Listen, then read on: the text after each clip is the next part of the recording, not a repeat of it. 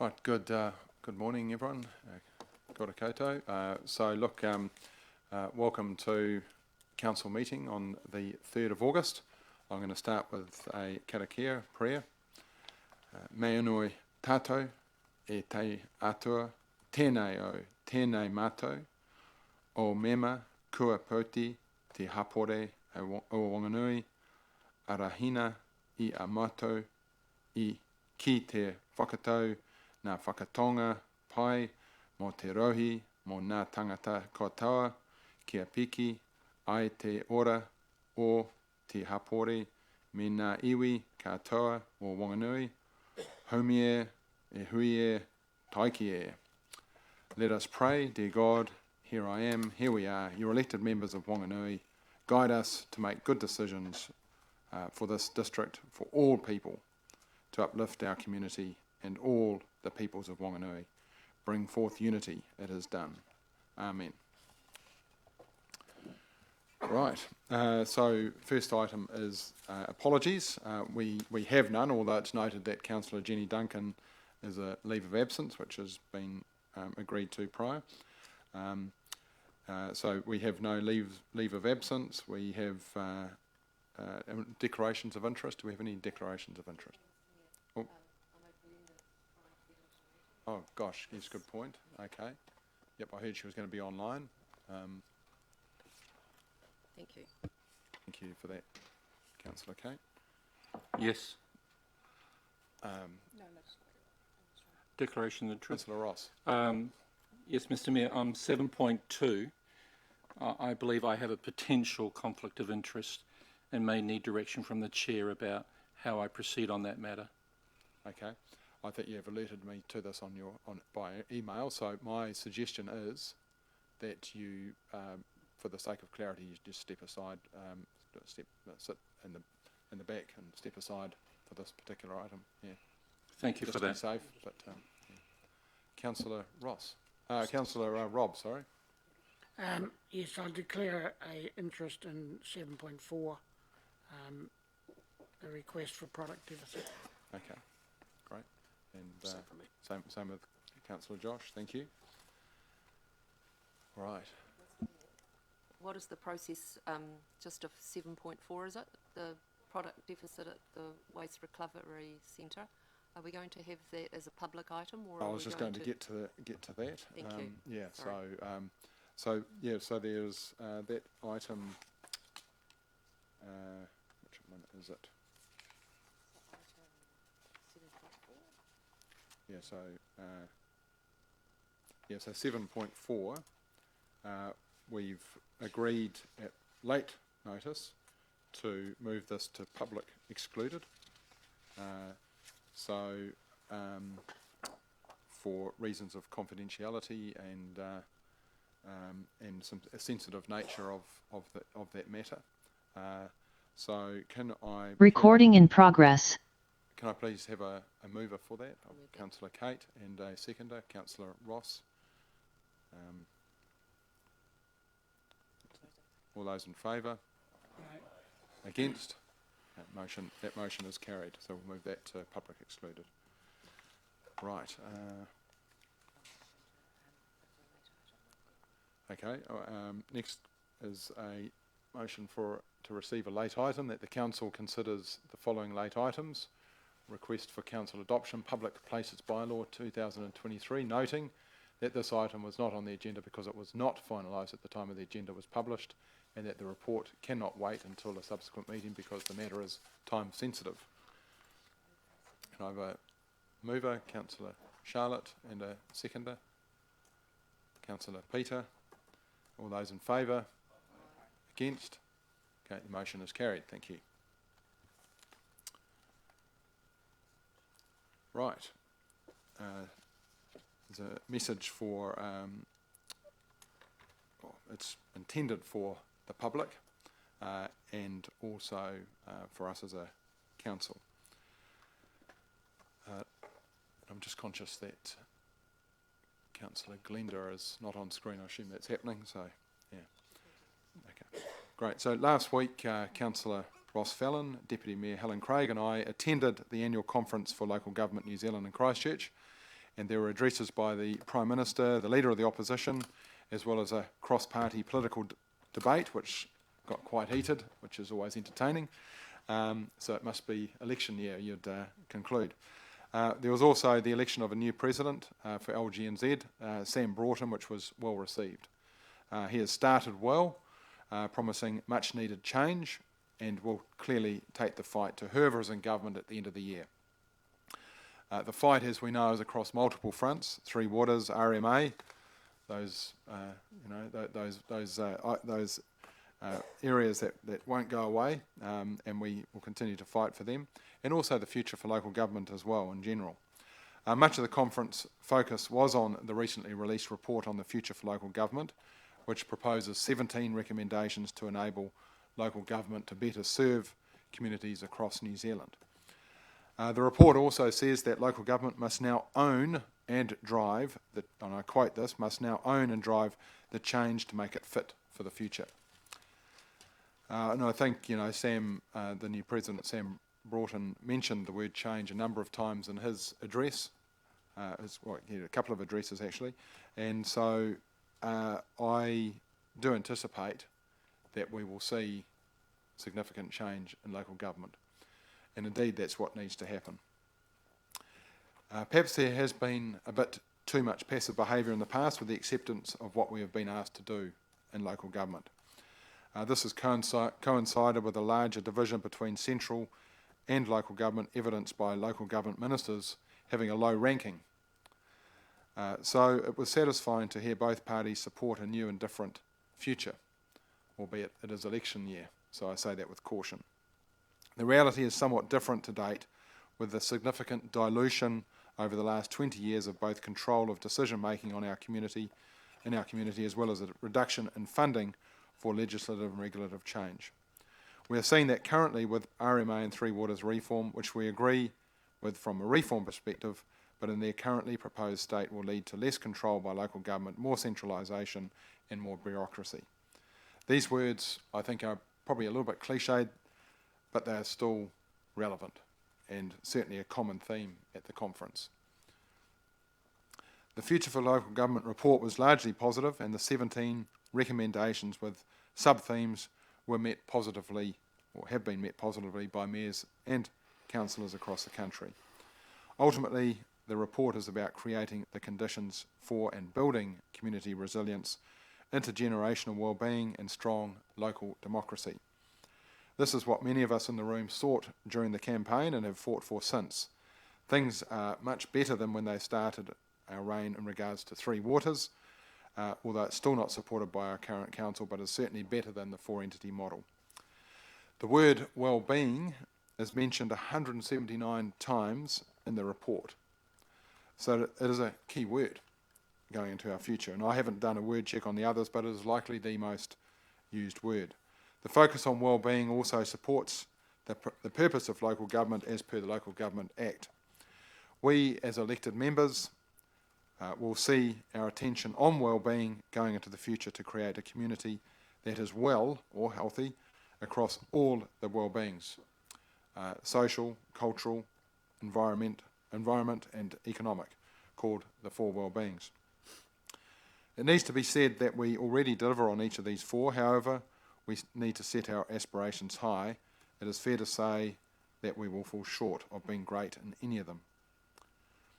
Our new district vision and strategy will have four well-beings as its strategic pillars, and I agree with the four well-being focus. It doesn't mean we will get less of one over the other or at the cost of one over the other. It simply means that we will think differently of what a healthy and well community looks like and feels like, which will be addressed in the long-term planning outcomes and the outcome of our leading edge revision.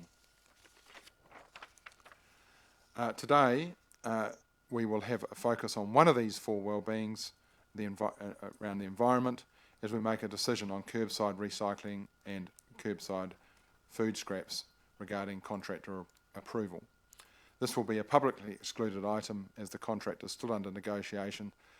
However, we will let the public know on this decision as soon as we can.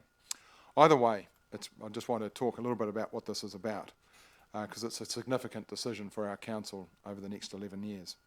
We are required as are all councils across the country, to ensure curbside recycling services are provided to households in urban areas, i.e. towns of 1,000 people or more, by 2027.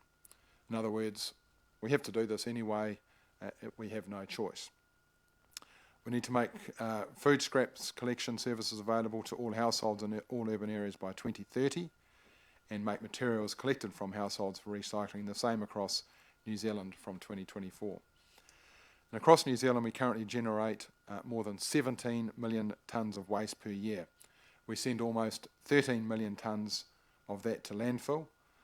You do the numbers on that, but the percentage is not great. Food scraps make up 22% of landfill emissions.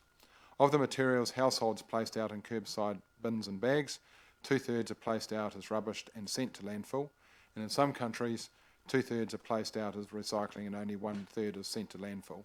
So, across New Zealand, we've got room to move and significant improvement to make. A transformed recycling and food scrap system in New Zealand will increase the quality and quantity of materials collected for recycling, reduce the amount of recycling and food scraps sent to landfill as rubbish, reduce disposal costs, and reduce greenhouse gas emissions. It will we will see recycling more resources through our economy and put more nutrients back into the soil.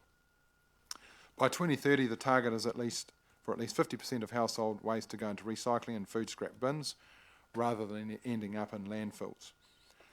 From a local government perspective, in the food waste industry, or the waste industry in general, they have key roles in making changes happen for our household recycling and food scrap collections. All councils will need to meet an increasing minimum standard for the amount of household waste diverted from landfill, and waste companies will also be required to collect and report more data on the waste they collect from households and regular curbside services, which will see 50% diverted by 2030. Many councils with recycling collections are already diverting 30%, and some councils, I think I've already said that, but anyway, some councils with food scrap collections are already diverting 40 to 50%. So back to the four well-beings, these will shape our future. In the meantime, much attention will be given to the Future for Local Government report and its 17 recommendations. This is where I use the word "and." The word "and" is one of the biggest words in our dictionary because it's continuous. So we've got the Future for Local Government report and its 17 recommendations, and the RMA reform, and Three Waters changes, and the election outcome, particularly being ready to work collaboratively with whoever is in government, and round 2 of an activity and services review to find further efficiencies ahead of a high rates indication for next year, and looking for ways to improve social cohesion, and delivering on our significant projects, and the leading edge review and processes, the LTP process, and I'm sure you could name a few more. So really, it's busy times, and I would go far as saying that these are unprecedented times of change and busyness, and I think the returning elected members would be able to verify that or not, but that's my sense from speaking to other mayors and councillors at the local government conference. It's certainly challenging times, amidst economic and social challenges as well. However, as elected members, that is our job. We are navigators through this change and through this busyness. And I, once again, like I said last time, I appreciate the extra effort we as elected members, also council officers, have had to engage in over the last little while, and as we go into the next few months, the busyness is not going to go away. All right, thank you. So let's moving into the agenda. It's the rest of the agenda itself. The first item is confirmation of minutes for the council meeting on, is that 20 June or is it? 20 June, just behind it. Okay, all right. So that the minutes of the council meeting held on 20 June 2023 are confirmed as true and correct record. So I'll move that. Do I have a seconder? Councillor Peter. All those in favour? Against? Okay. Motion is carried. Confirmation of minutes for 27 June 2023, that the minutes of the council meeting held on 27 June 23 are confirmed as a true and correct record. Councillor Kate move, Councillor Peter second. All those in favour? Against? Motion carried.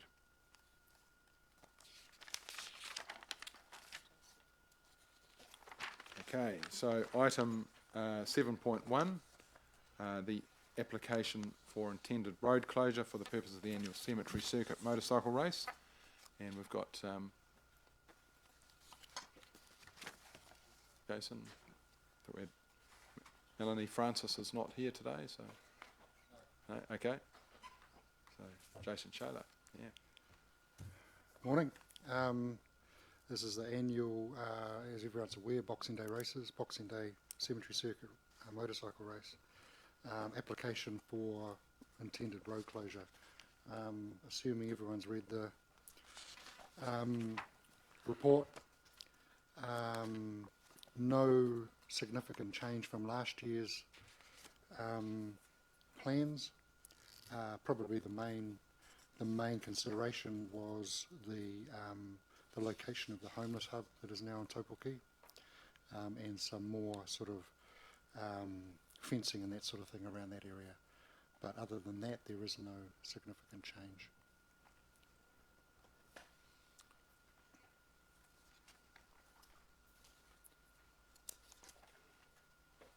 All right, you happy for questions or? Okay. Great, thanks, Jason. So questions, Deputy Mayor Helen? Thank you, Jason. Can you, I didn't quite hear you, did you say we're closing the homeless? No, it'll be open, just Okay. some extra fencing around the front for security purposes Okay, and that sort of thing, just a wee bit of a diversion there, okay, thank you, not closing. thank you. Councillor Rob? Yes, just a question for the Chief Executive. The delegation, delegated authority seems to be excluded. Can you explain why that is? And can that be changed on an annual event such as this? It's, if it helps, it's in the report around the delegated authority for this. Under background context, paragraph 5. And that's, yep, that's under the Local Government Act, Schedule 10, Clause 11. It gives the local authority to basically close a road for more than 12 hours. And that's got to be done at this table by councillors. Under 12, the delegations with the Chief Executive. Oh, the item doesn't say that, Jason. It says nothing about the 12 hours. No. And that's as I understand it as well. It says that because it's a race sporting event, I wouldn't have thought that was the reason that it needed to be excluded from the Chief Executive delegation. No, it's any event. Obviously, having this under delegation would be an ideal outcome. So I would just ask David that this was revisited. So, through your worship, happy to take another look at this offline, but my understanding is the council can only delegate authority to me to close roads for roadworks and those kind of activities, but for events and the such, you can't actually delegate the authority to me, and it has to come back to this table. I'll double check that, Yeah, but that's my understanding. thank you. Councillor Charlotte? Thank you. Just going back to the homeless hub, can you just expand on that a little bit? Because on the map, the walking track is closed and the road is closed. So, how will the people that are staying or living there going to be getting in and out? If you don't mind, I've got Mr. Willesee here can answer that question. Thank you.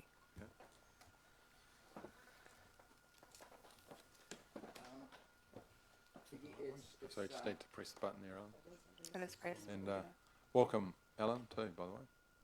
Press it one more time. Oh, there we go. Yes. So what we're having to do is the access has always been from the warehouse entrance. People be able to walk along the front of the premises, and some of the premises always let us have access through their properties. And then it comes next, I think you know, there's a car yard there along and that, and then it goes into that reserve. It's where the homeless are going now. We're actually putting a fencing it off in the front of them, and so basically it's creating just a corridor. Right. Okay. And, So there will be a. and we're screening it off, and so the people there are going to get tickets, so that they are available to go and leave through the warehouse entrance during the day, Right. or they can come and watch the motorbikes. It's fantastic. So we are trying to make it work, and they do know, the ladies who have gone through the process and do know that they can't move after 4 o'clock. Yeah. But probably it says 10 p.m. That access probably will be open well before then, and if they want to, they'll be able to access through down by the Mitre 10 exit still. That Great. road park comes open for vehicles to move to take stuff away. So we're working in with them. So I take it there has been quite thorough consultation with the Yes, people been living a there. lot. Great. I'm not too sure with the ladies who are homeless and being all couple of ladies. Forgotten their names actually, but yeah, they've been good, very good, and we've worked in to make it work for everybody. Great. Yeah. Thank you for that. You're welcome. Oh, thanks, Alan. Recommendation. Councillor Charlie? No, sorry, yes, I see that's mucked up here. So, it's all mixed up because Charlotte. Anyway, Councillor Philippa. Oh, sorry, I think I was first in saying I'm just happy to move the resolution recommendations. Okay. Right. Councillor Helen. Great. Right, so we move on to comments. Stay there if you like, Alan. So Councillor Philippa. Look, I think this is a no-brainer as far as our support for this event. This event, I understand, started in 1951. It's over 70 years old. It's only had 1 year with COVID, I think, that it possibly hasn't run in that time. Key, significant, one of our biggest events and sporting event. It's renowned through New Zealand and worldwide. Very, very positive for us. And, thanks to Alan and his team of all the huge work they do around our, all year round, but particularly around Christmas time when we're all having a nice Christmas lunch and they're out there putting up the work. So I'm very supportive of this. Councillor Kay. Thank you. Very supportive of this, and through you, Mr. Mayor, I'd just like to thank Mr. Willesee also for his organisation, for your ability to work with Homeless Hub that we've got going down there, and especially the comment here in relation to keeping the toilets and food away from the cemetery area. I think that's really important, and we appreciate that responsiveness. Thank you. Councillor Rob. Thank you. Yes, and thank you, Alan, for the effort and your team down there. There's a great team behind you, and it's an iconic event for Whanganui. I did want to take this opportunity, though, to mention that this council made the decision to cut back funding to Whanganui and Partners this financial year by 5%, and the cemetery circuit is one of the events that have suffered because of that condition. I'm aware that the event is having a cutback in funding, and I think we should recognise that for what this organisation is giving to Whanganui and what we are contributing to them. Thank you. Okay. See no other comments, and I'd reinforce, Alan, you and your team year after year you get behind this, and this is a iconic event. Not a significant event, it's an iconic event for Whanganui and even New Zealand, I would say. So just want to say thank you for all the work you do behind the scenes. I know it's one day, or a couple of, one day for, it's a lot of effort goes into that one day. It's and I had the privilege of going there last year, and it was yeah, great fun. All right, so look, no further comments, so I'll put the motion on the screen as it's written. I'm not going to read it all out. All those in favour? Against? Okay, motion is carried. Thank you.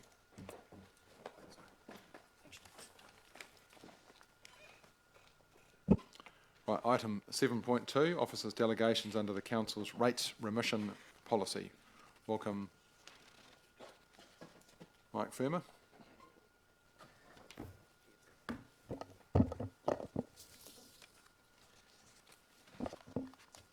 Thank you, Mayor Andrew. I will make a few comments just to give you context around this item and to introduce the item. So this item is in response to the October 22 district valuation that's had recording in progress. A significant impact on the way rates have been allocated for the 23-24 year. I'll make it a comment up front that the district valuation impacted all sectors, residential, farming and commercial, but this item is more concerned with the residential sector. So council is required every 3 years to revalue every property in its district, and is required by legislation to set rates based on that latest valuation. And a significant difference between the valuation this time in October 22 and the valuation in 2019 was the uplift in the land valuations, particularly those sections that were located in traditionally low property value areas such as Aramo and Castlecliff. So with the high demand for land generally, where the land is located is now less of a factor in determining the value of that land. And additionally, those properties which are sitting on large land sizes also had significant valuation increases due to the potential to subdivide that land. So what that means is that for many residential properties, they will have a significantly higher rates increase for the 23-24 year compared to the average residential rates increase, which is 8.1% or $255. So the concern expressed by many elected members is that many of these property owners who will be faced with these high rates increase may be on low incomes and will financially struggle to afford the increase for the 23-24 year, as well as all the other increases going on with the cost of living. So along with the rates rebate scheme, which is one avenue available to low-income households, officers have also reached out to the Ministry of Social Development to see if there's any support there. And the report includes some limited information on help there. And we would be suggesting to those that we see that that's an avenue they may like to investigate for some relief. So with the amount of properties owners who are affected by this rates increase, this item seeks to provide officers another tool that can be used in a quick and efficient manner to provide some form of rates relief, that is a one-off rates relief of up to $500 for those who meet the criteria in the report. And that's in the recommendation. That the council provides delegation to the chief executive under a current rates remission policy only council can provide or authorise rates remission, provides the Chief Executive to grant rates remission for properties with rates increases over $700, calculated at $1 remission for each $1 of rates increase over $700 to a maximum of $500. And the criteria is that the rating unit is used solely for residential purposes. The property owner lives in the property and doesn't own other properties. The household income for the 22-23 year was no more than $90,000 gross. And the rates increase is predominantly as a result of the district valuation and not to other factors such as capital improvements to the property. And we're asking the property owner to make the application on the attached prescribed form, which is draft, and sign a declaration of that. So we have, we've used $90,000 as the threshold because that is close to the average household income of $91,000. And we've modelled potentially what the cost that would be. I think I've got the modelling down there in bullet point 31.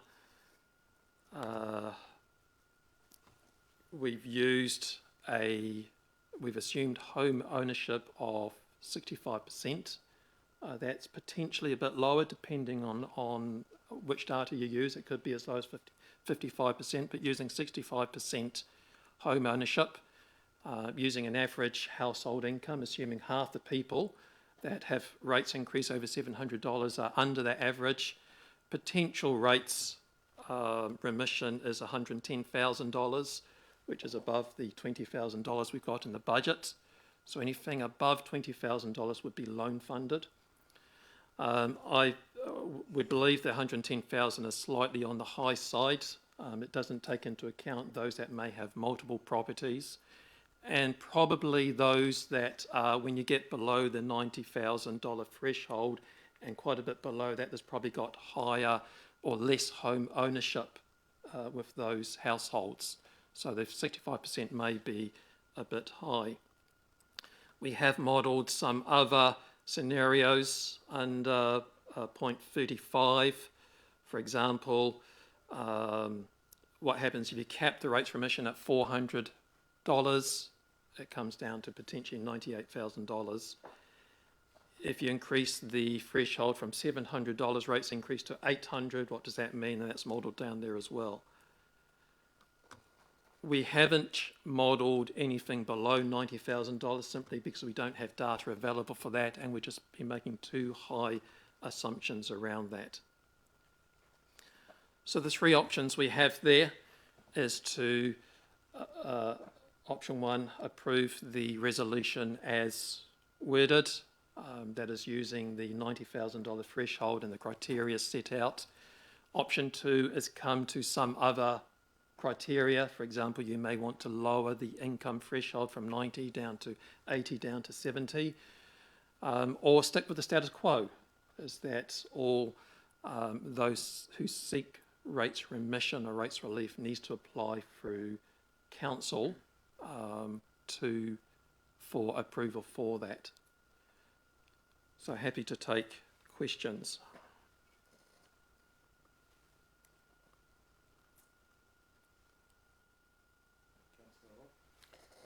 Thank you, Mike. This is quite a timely item, of course, with the rates going out yesterday. I just wanted to ask you a question. One of the conditions here, I just wanted to ask you the logic behind it, and that is that a property owner lives in the property and does not own other properties. Why do we need does not own other properties if we have got an income limit they've got to qualify? Why not just have an income limit, lower it?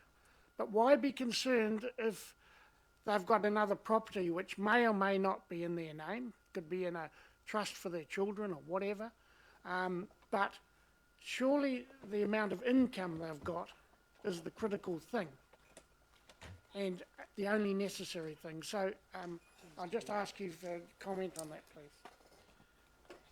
Our view was that if you own multiple properties in Whanganui, you're probably up the upper end of the wealth factor. Not many people own multiple properties.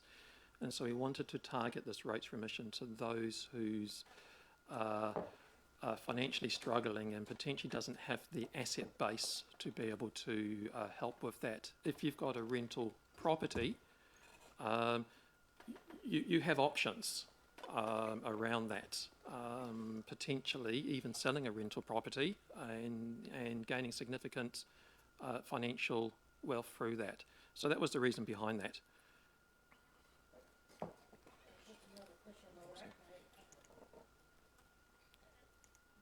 Wouldn't that be covered under the income limit?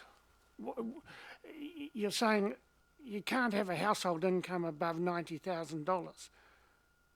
That's covering those issues that you are talking about, without introducing a complicated thing about not owning another property. Look, we are trying to be equitable in this. We're trying to recognise those households who are struggling financially to meet their rates bill. And given that the rates remission will be, any remission we given will be spread across all the other ratepayers, I come back to my point that if you own multiple properties, you're probably one of the fortunate people in Whanganui. But you're not, you do have options. Yeah. And one of the realistic options, if you're struggling to afford your rates, realistically, you're probably struggling to afford a lot of other bills as well. You do have the option to sell a rental property, and with the way the property prices have increased over a number of years, potentially get some fairly high financial returns from that. And is it equitable for people who don't own multiple properties to subsidise those who do have multiple properties? That was the reason behind it. Yeah. Can you see my point, though, Mike, that if you've got an income limit, you're covering all those very relevant things that you're talking about? I think we will agree to disagree. Okay. All right. Councillor, Deputy Mayor Helen. Thank you. Thanks, Mike. So this was an initiative of the staff, was it? This was an initiative through the annual plan workshops when it was highlighted that a number of people, potentially low-income people who are facing high cost of living increases, they will potentially have significant rates increases, and how could we potentially help those people? So there is the rates rebate system, but the income there is I've got it in there, $30,000 up to about $40,000. Those people are struggling anyway. That's why the rates rebate is there. This rates increase is on top of a normal rates increase. And so this, and we're also conscious that staff will be facing a multitude, an avalanche of inquiries from those who will be under financial stress and facing this. So what are options available? This is one option where we can provide a limited but very quick one-off relief if they meet criteria. Thank you, Mike. The way the paper is structured at the moment, my understanding is it's only allowing us to give surety of relief this year, this coming year. It's not reaching out to future years because, of course, their bills, the increase is over the next 3 years, right? It's just not a 1 year off thing. So at this stage, we're just looking at doing it year one. We recommend leave it just for year one. This is an extraordinary situation for year one. It gives the property owner a year to think about options. And I come back to the point, the rates increase is not the only cost increase they're facing. So it gives them potentially think about potential options. And the way the rates work, the rating system is working well here. It's doing what it's designed to do, that those who have got high property values should be paying higher rates than those who have low. So it is working well. It's just whether it's a good system is another thing. Thank you, Mike. Councillor Kate. Thank you. Just a couple of questions. The first one is around data collection, and because personally I think this is amazing for a bureaucracy to be showing empathy and actually coming up with solutions about people who are really struggling. So thank you for putting the paper up. So if we want to be doing this, we want good information. So my question to you is, what thinking have you done about the data that you're going to gather through this process over the next while that will help us in the future understand if we want to extend, modify, change this type of initiative? We will be reporting back to this council those who have applied for it, and when they apply they have to fill out the details in that form. So that's one form of data gathering. Although we need to be careful gathering data, we're not using it for other purposes, things like that. That's the limited of the data that we'll be gathering. Okay. We can have a talk about, I mean, it's just, you will know this, that if you start out knowing that we want to know, you know, how many we did, you know, how much was the rebate given, you know, what were the, high level circumstances, that sort of thing. But thank you for that. I'm just wondering about the hard edges of the $700 rates increase, and I was wondering if we amended the recommendation to approximately 700, whether that would be helpful.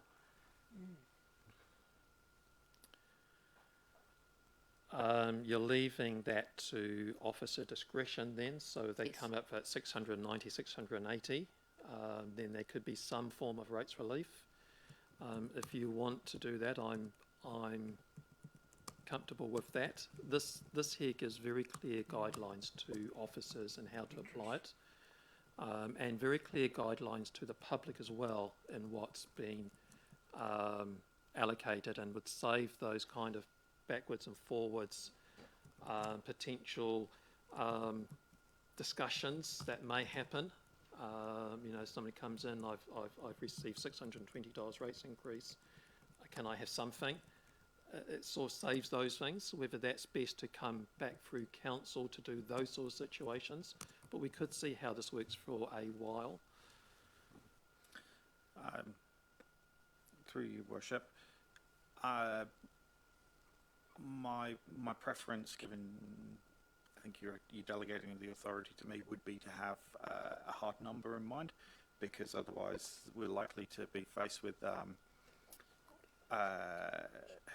an influx of appeals that will just provide an ever creeping falling floor, and a lot of people coming through my office to appeal their case for it's almost $700. Okay, so the question, you need to leave that on. The next question would be, do you have the delegated authority if someone comes in with a rates increase of $695? Do you have the delegated authority to grant a rebate if you are so minded? No, I don't think I do. No. Right. Thank you. The other question I have is, you've got here the joint household income no more than 90,000 gross. You're assuming taxable income? And the reason why I ask that is because different agencies count income differently. For example, working family tax credits sometimes get added into a family income. So if I suggested to you that gets amended by saying taxable income, would that be helpful? That's fine. Yeah. Right. Thank you. Councillor Peter. Yeah, thank you, Your Worship. Look, thank you for the initiative. It's a great report and I'm fully supportive of it. But the question I have is, with the status quo, their first port of call, or the applicant's first port of call, is through a central government agency, because they can get relief through MSD and The only relief that is certain is the rates rebate scheme. The MSD that we reached out to, it appears to be limited relief. However, I can't comment further on that. Any other rates relief would need to go through our remissions or postponement policies and requires a fairly rigorous process, but also a fairly slow process before an answer is provided through to the property owner. And it's at probably the more extreme end before they get the rates relief. This item here has a less stringent criteria in granting rates relief. so then the question is, then this will be their first port of call. Their first port of call is usually to contact council officers who will work through various options to them. So first port of call, as I said, is a rates rebate. Would straight away go to there if they are on low incomes. Next one is to work out a payment plan that can suit them. We do have a contact name at MSD, would provide those details to the person. And then this is also another option which would be also offered to them. Okay, no, that's all. Thank you. Councillor Rob. Yeah, thank you, Mike. Mike, I've had a person discussing about their rate increase last week, and this is primarily caused by these revaluations, as you explained. These and the concern is this is a one-off arrangement, this rebate, and for the next 2 years, at least, they have to wear this large increase. The question is that, is there any way a property owner can obtain a revaluation outside the 3-year period? I mean, this property owner missed out by 2 days or something, the cut-off date of making an objection, and now has to wait till the 3 years' time, or 2 years' time from now. Is there any way that can happen? The general answer is no. Generally, it's that they give a set time to object to it. And probably one comment we've made before is that a valuation that causes your rates to increase is not a legitimate reason to object to a valuation. It's not an acceptable reason that to object to a property valuation. Yeah. No. Yeah. But they would be naturally objecting to the valuation rather than the effect of the valuation.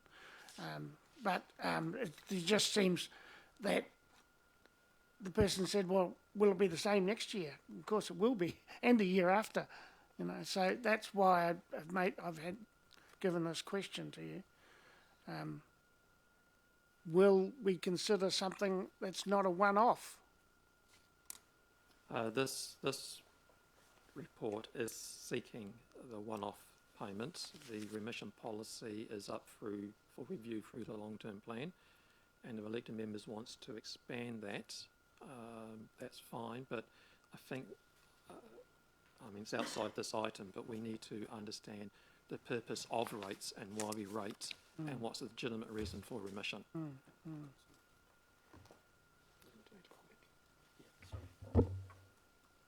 I just had a really quick look on the QV website. There is a function there for an urgent rating review, which I believe can be used outside of the valuation cycle. There may be a cost to that to the ratepayer. I don't exactly know how that works, so it's not something that we've got experience with, but I think there may be something directly through QV. But it will be determining whether the rating factors that they're valued are correct. Well, this person I'm referring to had a land value increase of from 77,000 to 365,000. Yep. So it seems to me that it could be looked at.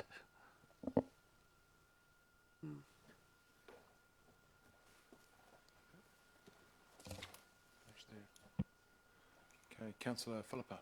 Yeah, thank you. Thanks, Mike. Great report. I guess it's just on the detail again, but on those option one, that's the recommendation, and B, just getting. So I guess, do we not think like that perhaps that should be that the property owner lives in the property and does not own other properties personally or through a trust? I guess there's. I mean, it's just this point around.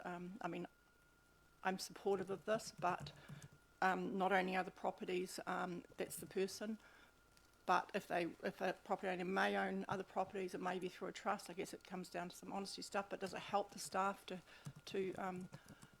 you know, a bit, I don't, yeah. That's, if you want to add those words, that's fine.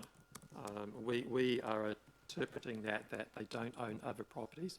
As you say, either personally or through a trust, that would be interpretation. And if they want to argue the points, we would have brought it back here anyway, but if you want to add that, we're comfortable with that as well.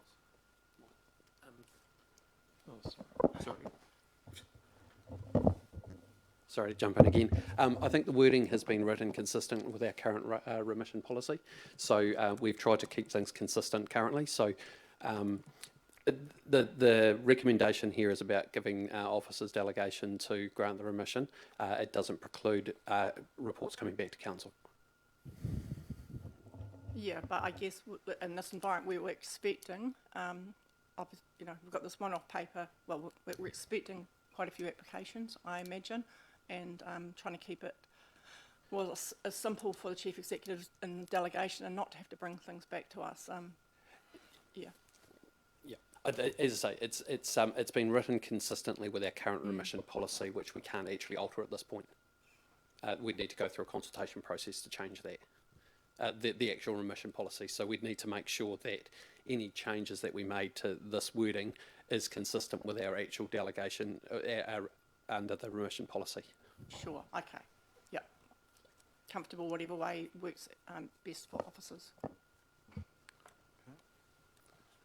Great. Okay, thank you, Councillor Kate. Oh, we've got, we do, it wasn't up on the screen, sorry. Okay.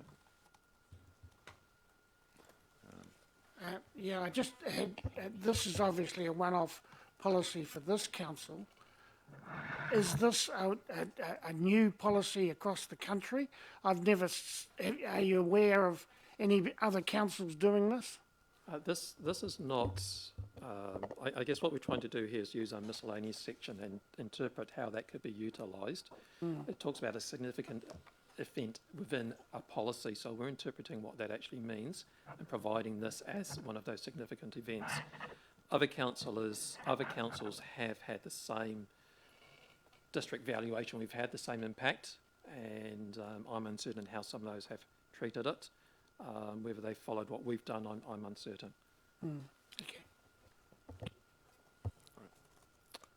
Okay, Councillor Kate is happy to move this item to a second.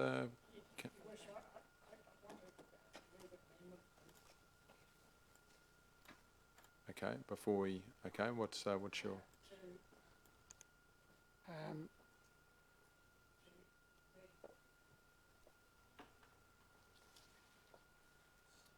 An amendment would be that the words "and does not own other properties" is removed.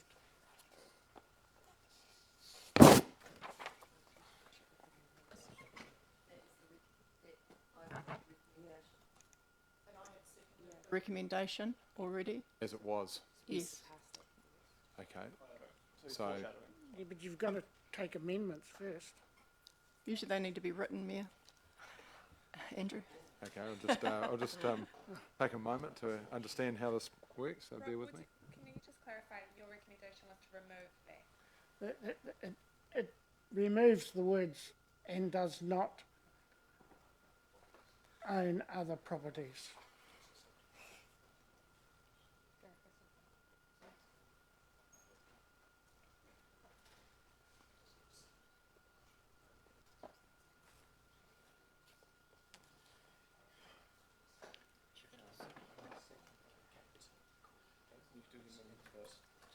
You do the amendment first. Yeah.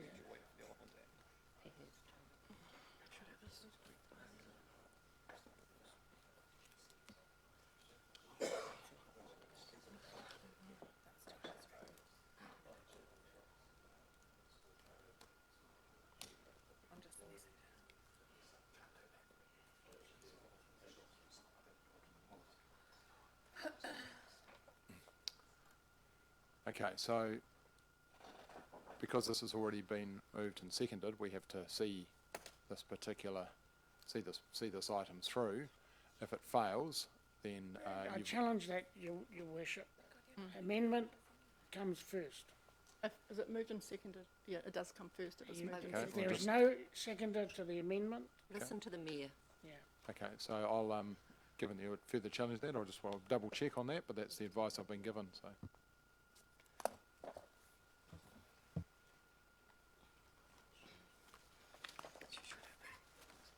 Chief Executive needs to have his head around this.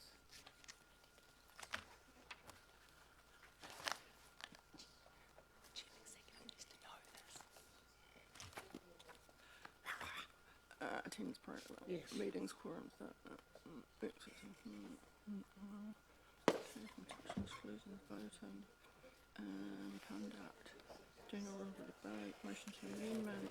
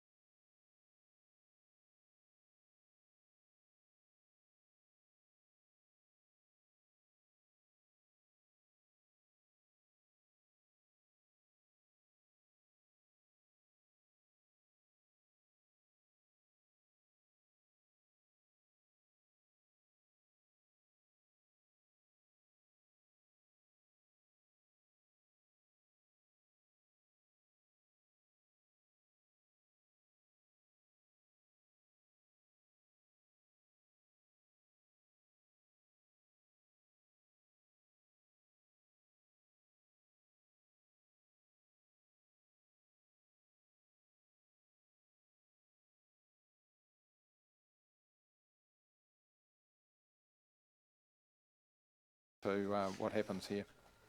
So, because the recommendation in the report was put, moved and seconded, but we also have an amendment from Councillor Vincent that is, I believe, Charlie, did you second that? Apologies because I didn't hear you second it. The amendment can be put first if the mover and the seconder of the original motion are happy to withdraw them putting that motion.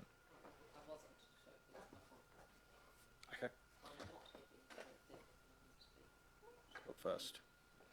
So because the mover and/or the seconder aren't happy to withdraw the other one, the original one, you have to deal with that first.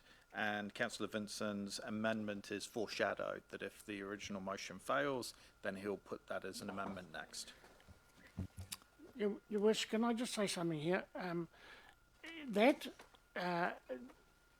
movement and the seconder was put in expediency. I never heard that at the time. That you said that we'll put the motion, and Councillor Cater immediately said I'll move it, and someone said I'll second it. I mean, I don't believe that we were given a chance to move the amendment before that. That's why my amendment came after that, and it's completely irrelevant because an amendment always comes before the motion. If the amendment is accepted, is passed, that becomes the substantive motion. If it's lost, the motion up there becomes a substantive motion. It's very clear on page 67 of the standing orders, the procedures there. Okay, thank you. I had understood that Councillor Kate and Councillor Philippa had moved and seconded. Yeah, I want to do the outstanding too. And further point of clarification, because I think Councillor Vincent is correct so far in as if the amendment is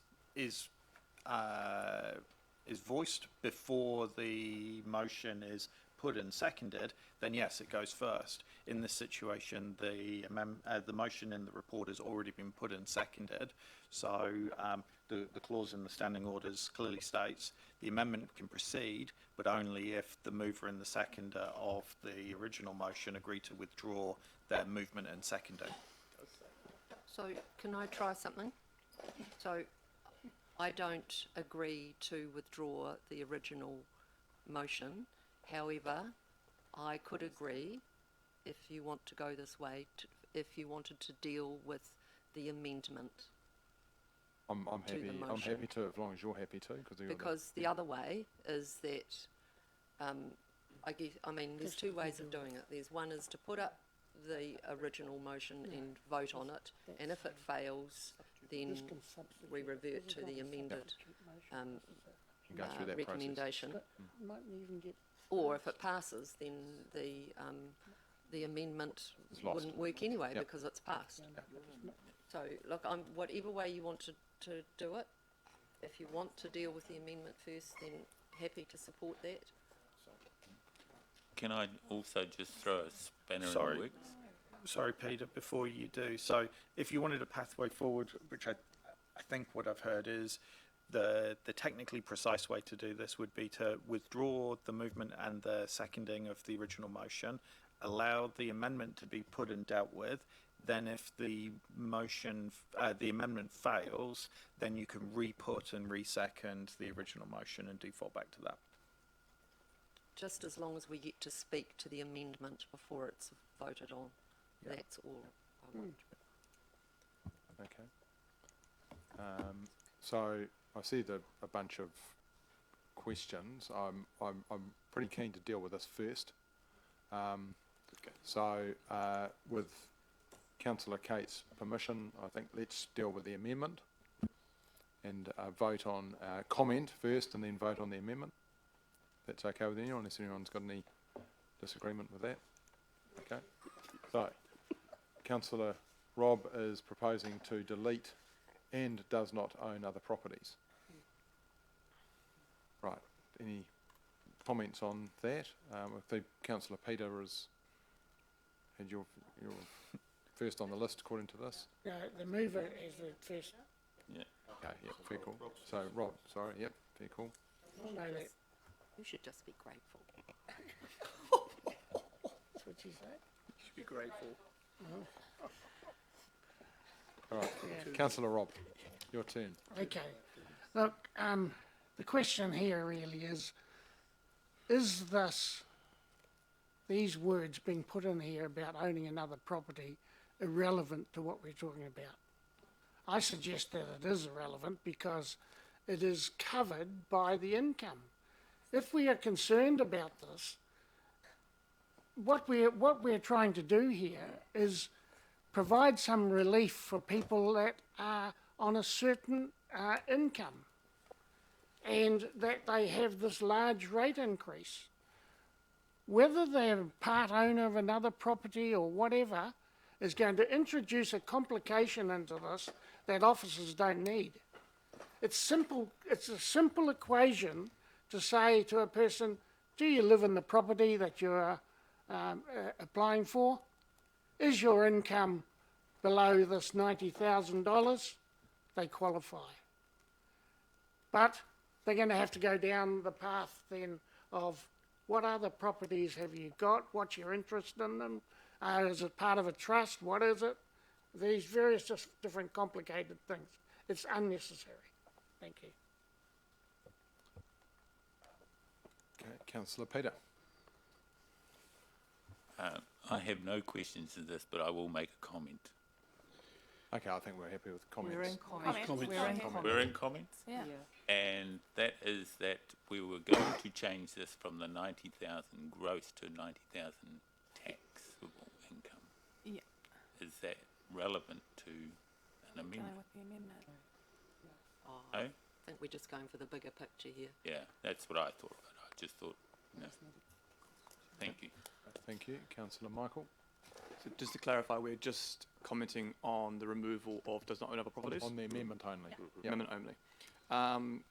On one hand, I do understand what my councillor friend is talking about in terms of we have a wealth tax, and the wealth tax is based on your asset valuation, but your ability to pay is based on your cash flow.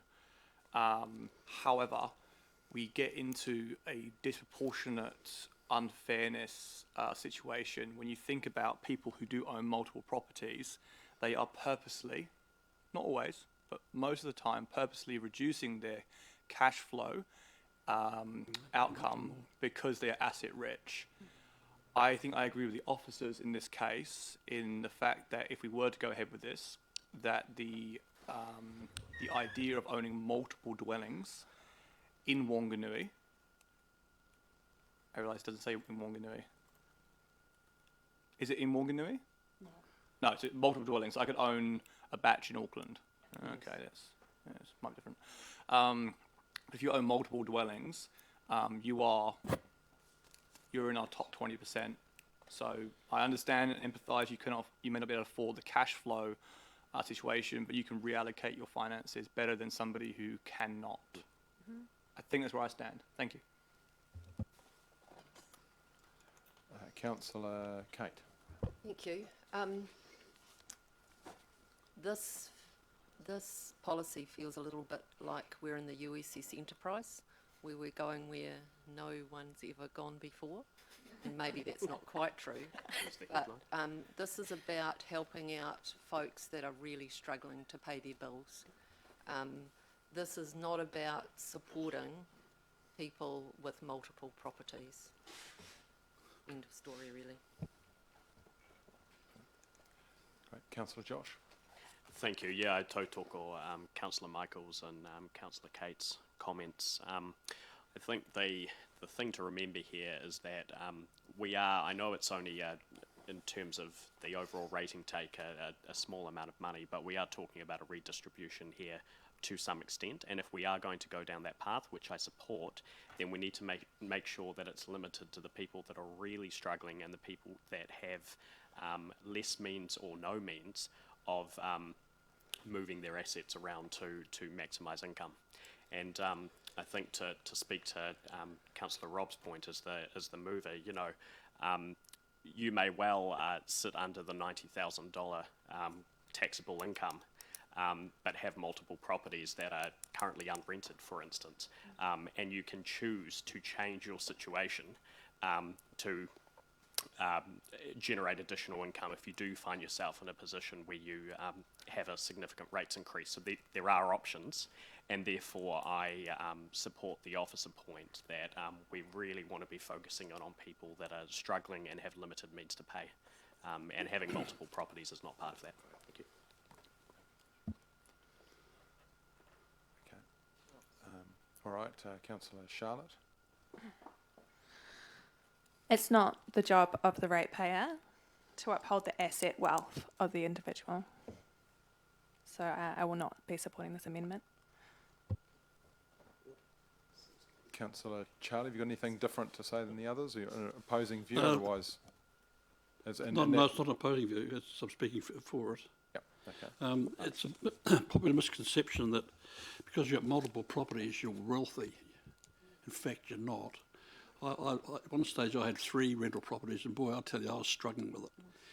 And if you want to help the people who are renting in this town, give the landlords this option of reducing their rates, because they're just going to pass it on, and then the poor old tenant is going to be paying more again. So we've got to think it through a bit and stop this idea that because you've got more houses than the guy next door, you're rich, because you're not. Thank you. Councillor Philippa. Yeah, I'll just go on the last point. While, you know, Councillor Charlie, like everyone else here has got, you know, there's some truth in what he's saying, you know, there's some validity in what he's saying. But yeah, we need to, you know, owning other properties seems to be, in my view, a reasonable indicator of some affordability to pay or make some choices. We have a very limited fund here. We have to be really tough with it. So we really have to help those that we believe. And of course, there's subjectivity in all of this, and some of this, but we have to help those we believe are really struggling. So I won't be supporting the amendment. Okay, great. Thank you, everyone, for your comments. So I'm going to, if no further comments, I'll put the motion, or I'll vote on the amendment. So all those in favour of the amendment? Yeah, I was going to say, where's Jeffers? Okay, it's going to, I think I thought Rob had talked himself out of it for a moment. Yeah. All those against. Okay.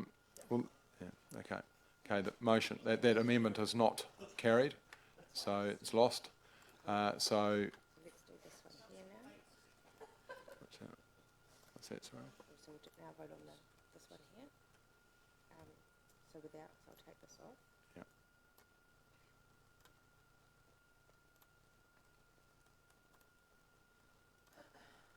Let's do format painter. No, it's without that.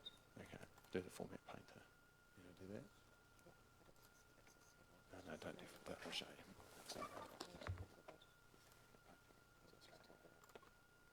Cool. Great. All right. So we're up to. Go back to the original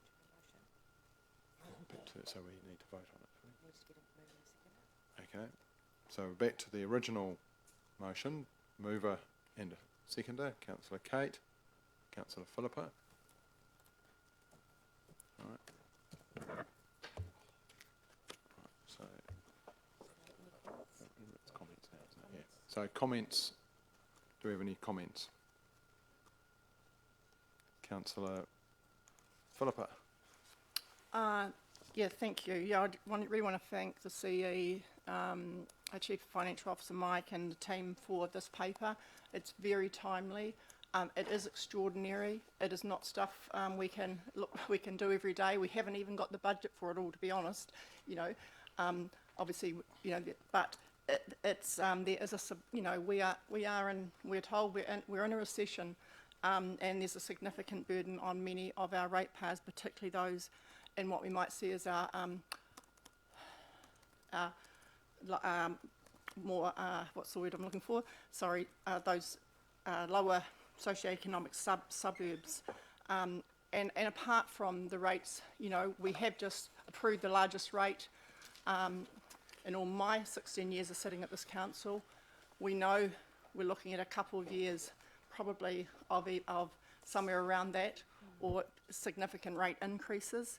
And apart from these rate increases, you know, many of our community have had mortgage, you know, turnovers in their mortgage, significant increases there. Obviously, they've got other rates, Horizons Regional Council, food, the inflation of food and petrol prices, etc. So, you know, we're hearing, you know, the best estimates of our team are that over 1,000 properties have got over a 700 rate increase, over a $700 rate increase, and about 156 may have over $1,200. Yeah, you know, our average rate I think is around $3,500. So I just really think we must do this. Like I said, we haven't even got all the budget. I think we've got 20,000 allocated, and the rest will have to come if those applications come in. Will need to come from loan funding. But these are extraordinarily difficult times for many people in our community. I mean, yes, some good news might be their property is apparently worth a whole lot more, but you know, there's a view that your property is only really worth what you sell it for. So, and they may not have, you know, many of these people will not have the financial means to even look at things like subdividing, etc. So, yeah, I'm strongly supportive of these recommendations. Councillor Michael. Thank you, Mayor Andrew. I have a, so first of all, I'd like to put out that I'll be putting a foreshadow for this motion. I've placed it in Anna's inbox already. But my reasoning behind this is the average Whanganui income, family income, is around 90,000. So we're saying that roughly 50% of people can apply for this, but we're not saying that. And that's my concern. We're saying that only if you own a property that you can apply for this. Now, for those who are actually below 90,000, i.e. in the 50 percentile below the average, we're saying you must own a property. Think about everyone you know of working age below that 50 percentile who owns a property. There are not many. And that's my concern here. We're not helping the people in Aramaho and Castlecliff. We're not helping working families. We're helping owners of property below 90,000. So start thinking that down in a little matrix with yourself, right? So however they own and live in a property. Now, we have about 47.8% home ownership here in Whanganui. So again, 50%, 50%. So I'm going to get a picture here. 10% hold in a trust, so we have to differentiate the trust. I don't know where I stand on that. I don't know where you want to stand on that. We can make it fluid if you want to. But here's the thing. We're saying cash poor, asset rich. Think about who you know who is cash poor, asset rich. It is hitting a segmentation of the market who probably can afford to pay their rates, but have situated themselves to not. For instance, I could probably get this rate rebate. And I could probably twist my income to make this rate rebate. And I get $500 off. Should I get the rate rebate? Probably not. Our pensioners will get the rate rebate. Should they get that? Probably. Or probably not. Here's my thing about this, is St. John's had an average of, did it have an average decrease or just was it the same? It was very close to the same, right? So that means that they are going to end up getting a $500 less rebate, so less rates than the previous year. And there are a disproportionate amount of people in St. John's who have a cash flow of 90,000 or less as a household income, or can distribute that over a trust, or can distribute that over multiple sources of income, so that it's not their income. So I like this. But I think we need a slight change. So my amendment that I'm proposing, if this was to fail, is very similar. But for instance, B, the property owner lives in the property, or a tenant can apply on behalf of the landlord to have the payment made to the tenant once the landlord pays their rate invoice. Therefore, now we're helping people who do actually need the help. The working people who rent and have their rents raised by $10 a week. Exactly. We are giving it back to the people who need it, not the landlords, who may actually apply and then not give that rate rebate back to them. And second of all, on D, I put here, and to the maximum amount of refund that only can be up to and included the rate increase in 2023. I.e., if you haven't had a rate increase this year, you're not going to get this additional help. So I think that for me personally, that is a fair compromise. If it's what it says, I apologise. That's not how I read it. But those are two things that I would like to foreshadow if this was to fail. But I will be declining this because I think it's only helping a subset of the market that I don't think is intended. What the officers have done here, what they want to intend, is to help people who've had large rate rises in a high inflationary period who cannot afford it, which I want to help them. But I feel like those people are renting, and they are our people. It's not ratepayers, it's residents. How can we help our residents? And I would like to at least discuss that. Thank you. Councillor Rob. Thank you. Yes, this, as I said, and others have said, is very timely. I'm sure the phone is running hot at council today after people receive their rate demands. I want to mention again about a person who has contacted me, who lives in Moston Road, and her rates, which she is on a weekly plan to pay, were about $55 a week and now gone up to $85 a week, and she only has a pension. And these are the sort of people that are getting some pretty rude shocks yesterday. So this is very, very welcome, and I applaud the work that's gone into putting this together to make this relief. I think that as I tried to move an amendment before, that the number of properties is irrelevant because it's only ever going to be a rate relief on one property that they own in. I think that it will be very welcome to the people like I have mentioned from Moston Road. And in terms of the general rate increase, you know, I was very, very fortunate that I haven't had a rate increase of any consequence at all. But that doesn't apply across the city, as we know. And some people, like this person in Moston Road, have gone from a $2,500 rate demand to $4,066. So we had to come up with something like this. I think it's well put together, and I applaud the officers once again for doing this. Thank you. Councillor Kate. I'll speak last as the mover. Okay. Councillor Charlie. I probably won't speak again. That was quick. All right. So you want to speak last? Look, thank you. Again, thanks to the officers and the Chief Executive for enabling this. Being nimble is sometimes something that bureaucracies are not so good at, you know, for a number of reasons, but I really appreciate the fact that this has found its way to the table today. It's an initiative like this will never be perfect. It won't deal with everything, but I think that it will be good enough to do most of the job. So I really hope that everybody supports this. Thank you. Great, thank you, Councillor Kate. Yeah, look, I do too. I'm, for us, new around the table, or newish now. What I really appreciate is the creativity and the innovation that our council is showing in light of responding to what's happening in the real world out there. And like, you know, I find myself engaged in many discussions around, you know, social and economic challenges that we're in that I talked about in the message before.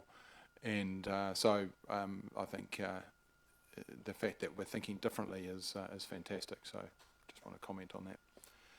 So look, no further comments, I'll put the motion on the screen as it is written.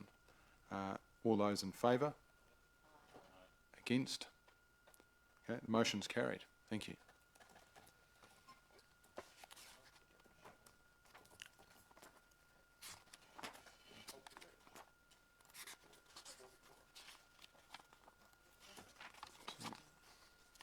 Right.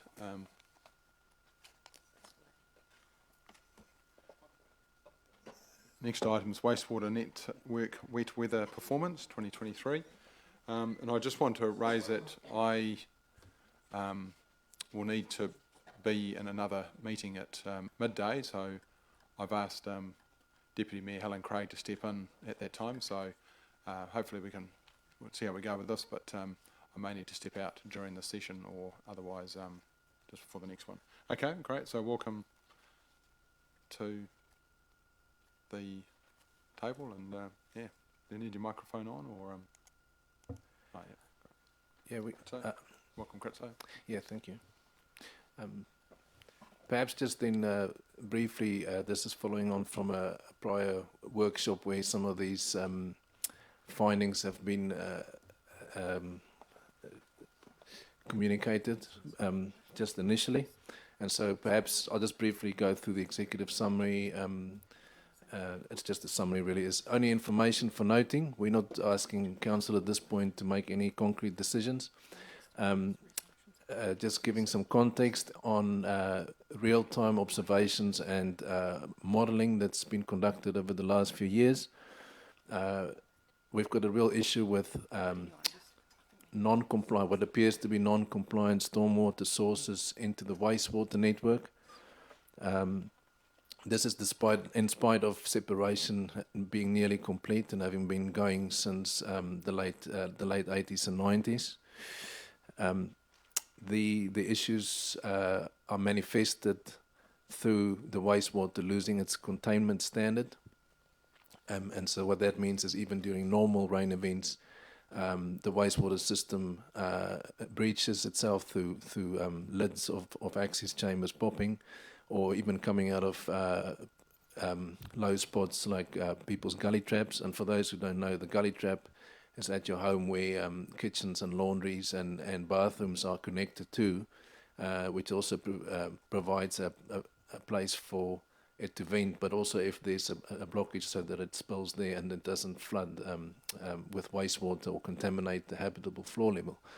But ultimately that point is handy for people who have, say, soggy lawns or other stormwater issues on their property, and the stormwater gets directed there either intentionally or unintentionally. And then that becomes a real issue as well, so it becomes a potential source. So in this catchment in Whanganui, any issue like that, if there's a surcharge from diluted wastewater, it ends up in the stormwater, and then inevitably it ends up in the Whanganui River. So to fix this issue, we're not the only unique council in the world. This is a common issue across the world. We are probably just one of the few councils that's prepared to measure what happens and try and do something about it. And so what we're proposing for council to consider going forward into the long-term plan, this is long-term plan type discussions that would have to be had, is to consider what we call a 5-point response plan. So first being that there's an augmentation of the wastewater network, so that means to buffer it by storage or capital upgrades.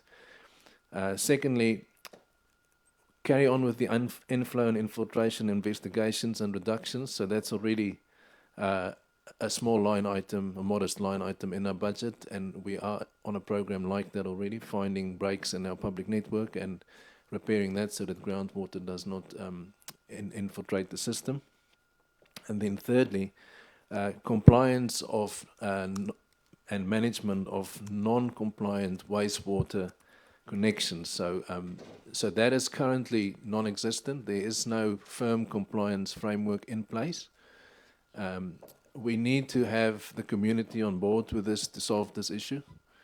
We need the community to understand why we're asking this and why we need to go down this track. and it is about the environmental impact and the effect it has from a Te Awa Tupua values point of view, and also under the RMA that it's actually a prohibited activity to spill any wastewater into the environment, which is not always practical, but we have to go down this compliance framework track, I think, and for council to consider that, and implementing such a compliance framework. The fourth response is to, we've only just started conversations with our local hapu and iwi through the Tangaroa Accord on what a future wastewater discharge consent would look like, because this consent we have currently for our treated wastewater discharge expires in 2026. Council will be preparing an application over the next couple of years for a renewal of such a consent, which will be made to Horizons. The application will be submitted by around November 2025. So that sounds like a lot of time, but it is not really. But we have to recognize these issues openly so that such a consent application can be properly informed and can even be part of the solution, potentially. So we have to investigate those options and certainly evaluate them through the Te Awa Tupua principles framework alongside with our hapu at place, which is really all the hapu in the urban area or the lower end of the river. And then lastly, this is an interesting one, is really an ongoing investment in the stormwater network.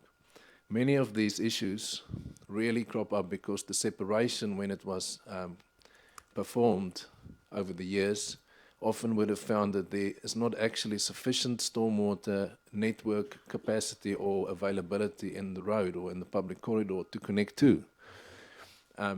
Now, that's because the separation budget was really used to build a brand new stormwater network to begin with.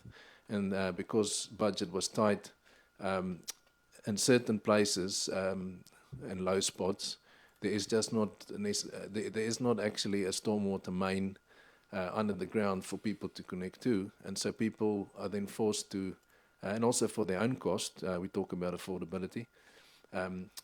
They had no choice but to dispose on site. So that means constructing a soak pit in your backyard, in your lawn.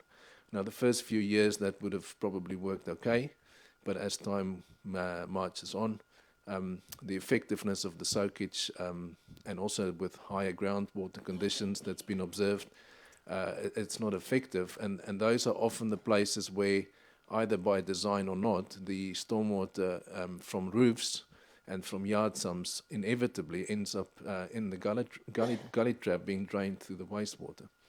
And so we foresee that when the separation, the public separation project's completed, that investment program would have to carry on or continue to go and assess these areas where there's not sufficient stormwater capacity available and continue to invest in a stormwater system that can allow properties to properly separate and have a proper stormwater service so that it doesn't go into the wastewater. Some of the key locations where this is manifested often ends up in places where there's high public use, and there's a couple of examples in the paper. So this is not explicitly stated in the paper, but I would like it to be minuted if possible, is that we have made interim reconfigurations where possible to mitigate the risk to high-use public places and to private property. So it doesn't mean it's not spilling, it is still spilling. We've just mitigated the higher risk of health, public health, for these high places. So some of those examples, you wouldn't see that so often anymore, but it doesn't mean it's not happening. It's still happening. It still ends up in the environment. It's just an interim reconfiguration so that we can deal with the solutions needed for a long-term solution for this issue. We have engaged with Ngā Tangata Te directly on this matter. They are aware, very supportive that Council is prepared to state the issue and to address it. signal its intent to address it through the long-term plan. Basically, the message we've heard is just get on with it. And thanks for telling us, because you know, some people walk down the river on a rainy day and they can smell the sewer. And so also we've had some engagement with Horizons as a regulator, just so that they're aware of the issue. And yeah, that probably concludes the report. Thank you. Great, thanks, Chris. All right, Councillor Josh. Thank you. Thanks, Kritso. Couple of questions. First one is just around the numbers of non-compliant properties or properties with breaches into the wastewater system. Presumably the budget there, the 200k, is about identifying those properties, and you currently don't have any knowledge of, you know, the extent of how many could be involved? That's correct. So we've done, in one of the sections, we've done a little audit on a catchment that was actually built as being separated. It was post the separation rules coming in. And in that catchment, we had in the order of 15% non-compliance. So the cost there is just for finding it. The steps of then getting people to comply and the cost of that we haven't estimated. So these are things that would have to be considered, and probably by other, we need to work out which parts of council would need to work together to come with a fully comprehensive picture for your consideration in the long-term plan. Sure, thank you. And second question is around the extent of the investment. I mean, I know that stormwater underinvestment has been an issue kicking around this table for a number of years now. In terms of the Three Waters reforms and, you know, when they come into effect, is the DIA aware of the extent of this issue? Has that information been passed on to them? It certainly has, and our budgets that's been proposed in preparation of a possible future transfer to the new entity have recognised and included these issues, and an expenditure, an accelerated expenditure program even. And so, continuing on from that, in terms of the estimates that that central government put out around the amount of investment for Whanganui that would be required, presumably it took into account these sorts of issues.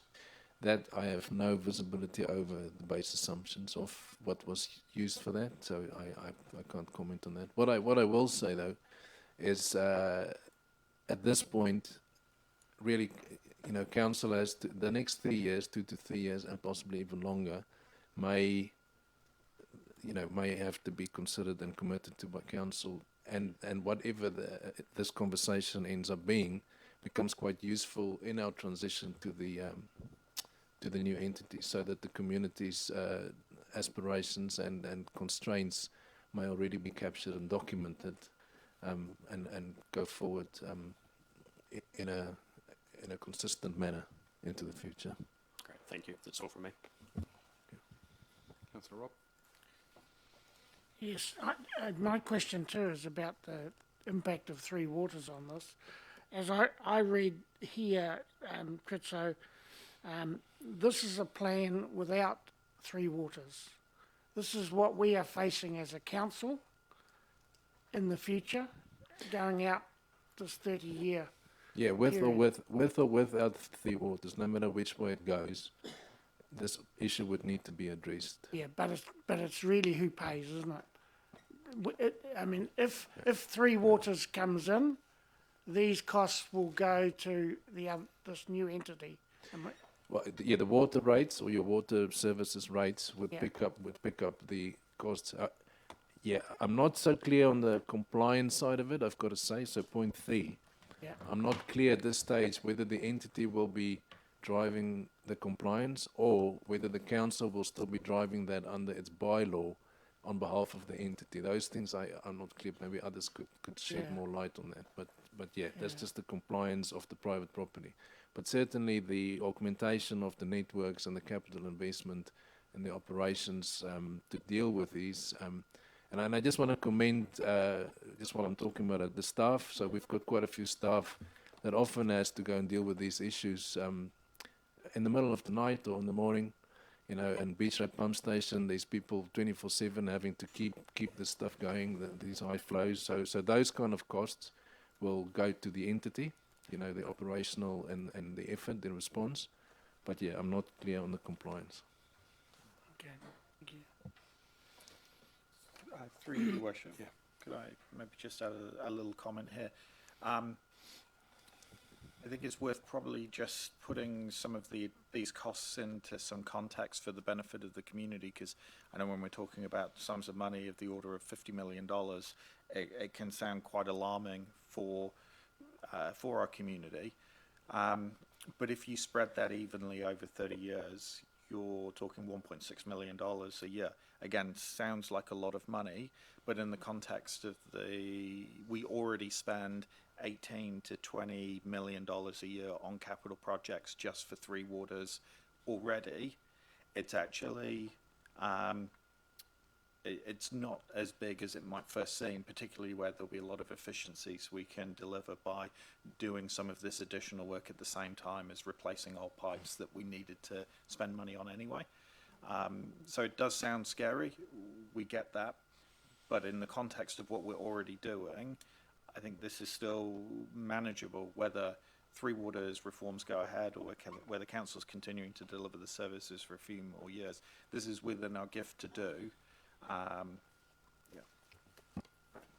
Thanks, David. So look, I'm going to have to take a pause. I've got a meeting that I need to get to, and I'm going to just pass over seamlessly to Helen Craig. So, excuse me. What's that? Yeah. Oh gosh, I don't know how to work that number. Can you just, as soon as it's set. I know.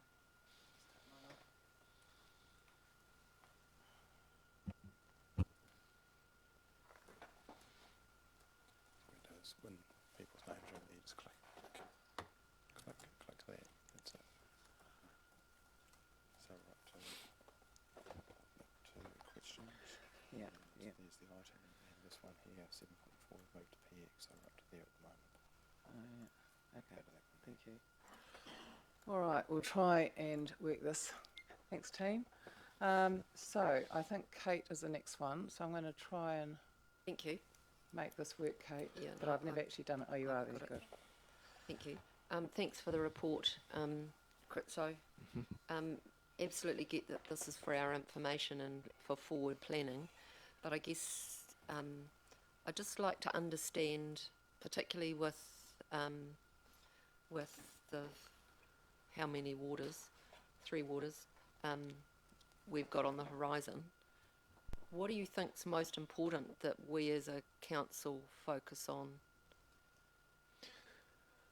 My view would be for council to really get their heads around the Te Awa Tupua Act of 2017, because no matter what happens, Three Waters, RMA changes, any other kind of resource management related legislation, that act will stand. And that act would, anything else would have to be integrated with it and structured around it. And how that act's meant to work, I don't think there's clear understanding at this point. There's a couple of good examples in the port one, the Te Puaha and how the hapu has been integrated. And when I say hapu, I mean the hapu and place and the hapu at place.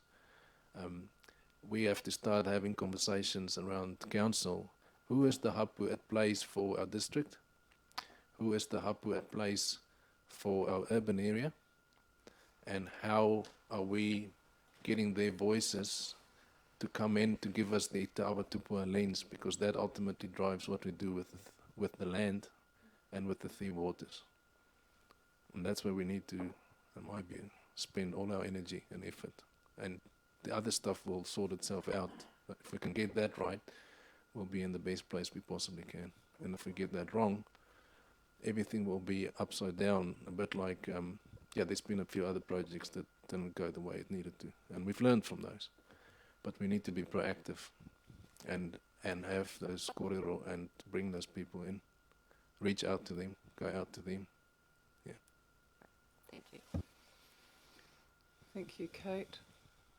Thank you. I've just got a few questions. So I remember from earlier days on council, so we've known that there's been this issue forever, right? Ever since the water separation, and I remember there was a presentation to us quite a few years ago. And I had thought that we were investing some extra money every year, and I've got like $500,000 in my head to upgrade the network. So we should not confuse that. That was to improve the stormwater levels of service of the stormwater system. Specifically, the driver was flooding of stormwater. This is very different. This is the issue is in the wastewater system as a result of stormwater finding its way into the wastewater system and not through the stormwater system. So it's a different issue. However, you're quite right. So point five is the ongoing investment in the stormwater system. It's quite timely actually, because now it's long-term plan time, and you would remember, and some of the other councillors, Councillor Helen, is that we traditionally do a stormwater levels of service review for the long-term plan we have for the last 2 or 3 long-term plans, and that is to put those drivers on the table, look at the expenditure, and decide whether it's still fit for purpose. And so, for point 5. We can bring, if you so like, we can bring another stormwater levels of service review, a refresh to this table, so that you can just, because everyone wouldn't have been across that, and then look at that and explain the difference. But it is really an investment in the 2 separate networks. So point 1 would be an investment in the wastewater network, the pipe network, the reticulation network, and point 5 is the ongoing investment in the stormwater network. Thank you, thank you. You'd be bringing an exploratory paper to the LTP anyway, won't you? That'll be part of our process into the LTP, because this is just your introducing, and then we're going to have budget put towards it, but you'll probably then do an overview of that, wouldn't you? Because even the ongoing 500, well, whatever we're going to invest in the stormwater network, everything's up for contention in the LTP, right? Through your Deputy Worship, yes, this will all be presented back to Council as part of the LTP process through our new business case process, so that you can prioritise the projects to start making improvements to both the stormwater and the wastewater network. Thank you. No more questions? Oh, Glenda, did you have a question? No. Thank you. Thank you. You'll have to do a funny dance, Glenda, if you want to be noticed. Somebody will see you. Okay, so we'll put the motion. I will move that the council receive the report, Wastewater Network with a performance 2023. Seconder, Charlie. Any comments? I just thank you, Kritso, for the report. Much appreciated. And I'll put the motion. All in favour? Anybody against? No? Moved. Thank you very much. So, we had 7.4 has been moved to the public excluded. We'll now move on to 7.5, accelerated procurement for 23-24. And we have Kritso again, do we? Have you got coffee? Would you like to get a quick drink? Thank you. Okay. Right. So this item is quite important for us to get some really good traction on delivery of our annual plan capital works for 2023 to 2004. So it's really this summer is the prime construction season. So traditionally, we would have brought piecemeal projects into a procurement process to make sure it's competitive, to make sure that there's local content, to make sure that our broader outcomes and well-beings have been encapsulated into the procurement process. Through quite a bit of feedback from the sector, especially from the construction sector, but also from others, our hapu contacts, there's been a desire that things are more efficiently done and more coherently with an overview. And so we thought we would come up with an accelerated program where we basically bundle many of these projects, and some of them are renewals of pipes across the 3 waters, upgrade of pipe, network pipes, all things from the annual plan. Some of them are roading related, a couple of bridge upgrade and changes, and we basically bundled all these up. And then we proposed to, and we've started some of those conversations with the supply chain, as asking for the supply chain, both locally and regionally, to come forward with an expression of interest, and then basically demonstrating their attributes and how they would work in terms of environmental matters. We've brought in some social opportunities for putting places, people in work, and matching them up. And then basically based on what contractors can do, there's many new contractors. It's really interesting to see newer contractors entering the market, building up capacity, many of them local. And so coming up with like a tiered ranking system, and then from there, based on the attributes and the amount of turnover they wish to produce, matching them with projects, and then going to the next stage, which is to request the tender. So the feedback so far we've received is very positive from especially the sector, but from elsewhere. We're trying to learn also from what's happened at the Te Puaha project. There's more for us to learn from that, but that's been upheld by many people as kind of a gold standard for superimposing the Te Awa Tupua values. So we try and learn from that and replicate as much as we can. We are learning a little bit on the fly, but we think we've got a good process here. Feedback being really good, and so we're asking that approach in the procurement plan, so we've documented it in the procurement plan, as basically being adopted by council for this year. We would be tracking its performance and doing debriefs with the supply chain at the end of it, and then bringing the learnings back. And the feedback we got is if this works well, and they think it works well because it's transparent, they can see how much work's out there at any given time. They know up front whether they preferred or or shortlisted for a tender, so they can go and look for other work. So feedback being that if it works really well, we should really just try and do it every year, and perhaps even start a bit sooner, and then bring some of these broader outcome well-being things into it and just keep improving it. So yeah, that's the long and the short of it. I don't know if it was clear, but happy to take questions. Thank you. All right, any questions? The stunned silence. Oh, hello, Kate. Right. You're not...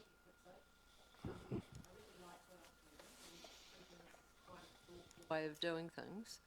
And I understand, what you're trying to, well, I think I understand what you're trying to manage in terms of having the folks to do the work when you want them.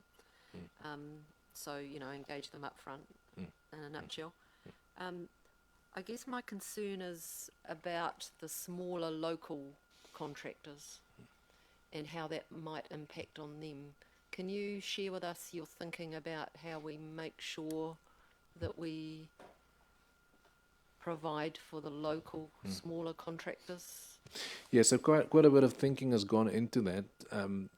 That the jobs, there are many jobs that are fit for the smaller local contractors, and we've had a really positive response from those who's been attending and being very supportive of it. Reason being that they can see which ones are out there, and they want to have a go. So then there's two or three other projects that are more complex and more suitable for the larger, call it the second tier and third tier contractors, and they are very keen on those, and some of them are local contractors. So it's really matching projects to people's capacity, but also an opportunity for them to build capacity to then become tier 2 and tier 3 contractors. There's also, the standard things that council have on local content and all those things has been built into these processes. So it is still as per our procurement policy and procurement direction. It is just making it a lot more efficient and transparent upfront. And do you think you could, I accept what you're saying, from a local contractor, would they all be feeling like that? The feedback we've got is yes, there's contractors there that previously felt that they might have even been left out, and there's now ones that's come forward feeling confident enough to express, at least express an interest and be part of a competitive process up front, to then be considered for the next stage. Great. Yeah. Thank And you. we've encouraged them to come and talk to yourselves, so yeah, put your feelers out and hear what the feedback is from the grassroots, it shouldn't just be what I'm saying. Yeah. Oh, thank you very much. Yeah. Kate and Ross. Councillor Fallon. Thank you, Chair. I get the rationale, and I can see where central government is going to be moving fairly fast, whichever one's in power, to get capital works going, particularly with roads and infrastructure, and we're also involved in that as well. So my question is, in the procurement detail, it lists 18 projects. 13 and 14 refer to Nixon Street, upgrade stage 2, upgrade stage 3. I'm aware that Nixon Street has been going on for quite some time. I'm aware of residents being very unhappy about the length of time, and now I can see there's more work to come. This may be better placed to the CE. Nixon Street residents, is there any consideration for giving them some sort of letter or explanation of why it's taking so long and what's ahead of them still to complete the work in that street? Because it is a rather extended period of time. Okay, we're slightly off topic, Yes. but I'll ask the CE if he wants to make comment, but, it's not Yeah, I know. Yeah. relevant to this. Through you, Deputy Worship. Short answer is yes, I'm sure we can do something that we always try and communicate with the affected residents around any of our projects to keep them informed as to what's going on and what disruption they can expect, and we do our best to minimise it for them. Sometimes it's unavoidable, but good, clear communication is a basics. Thank you. So, Chris, so in terms of some of the adverts I've seen in the paper that's advertising, that's contract out there, and there's a lot more points made in that talking about well-being and what, those extra things you can bring to the contract. And just from a layman's point of view, I'm looking at that and I'm going, oh my gosh, that sounds really scary, and I don't have the skills, I don't have the... If I was a contractor, I may not have the understanding of all those things. What sort of feedback are you getting from contractors in terms of, well, I'm not saying they're wrong, I'm just saying that, that's a whole range of other skills that a contractor may need to bring or understanding. What sort of feedback are you getting on the contracts you're letting? I'll get to the feedback. So I just want to make it clear, those aren't what we call eliminators. So it wouldn't cut any contractor out. They're more a qualitative differentiator. And so the ones that do it better would score higher and probably have more choice in terms of the projects that they might end up tendering for. The contractors, funnily enough, many of the things we're asking for are things that the contractors, just from a good business point of view, are already trying to do or doing. We are now actually just giving them an opportunity to demonstrate it and to be evaluated for it. And contractors being contractors, they're all a competitive bunch.